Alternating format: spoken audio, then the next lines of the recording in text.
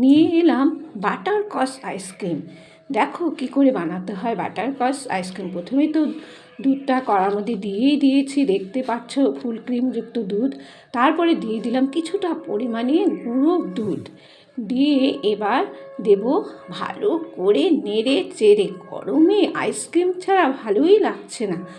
তারপরে দিয়ে দিলাম কিছুটা পরিমাণে চিনি, তারপরে দিয়ে দেবো কাজু বাদামের গুঁড়ো, কর্নফ্লেক্স, মিল্ক, এক এক করে সব কিছু দুধের মধ্যে দিয়ে ভালো করে নেড়ে চেড়ে নিতে হবে। তারপরে কিছুটা পরিমাণ কাস্টার্ড পাউডারটাকে দুধের মধ্যে গুলে ভালো করে নেড়ে চেড়ে নিতে হবে, নইলে দলা পাকিয়ে যাবে। ভালো করে নেড়ে চেড়ে নেবে। গরমের মধ্যে আইসক্রিম না হলে হয়। তারপরে দুধটাকে ঠান্ডা করে এবার আমি মিক্সিতে ঘুরিয়ে নিলাম, নিয়ে এবার বসিয়ে দেব ফ্রিজে, একদিনের জন্য রেখে দেবো। ঢেলে এবার ফ্রিজের মধ্যে একদিনের জন্য রেখে পরের দিন নিয়ে এসে আবারও আমি এটাকে মিক্সিং জারে গুঁড়িয়ে নেব। নিয়ে তারপরে আবার আমি একদিনের জন্য ফ্রিজে রেখে দেব। তার আগে আমি কিছুটা পরিমাণ ক্যারামেল বানিয়ে নিলাম চিনি দিয়ে।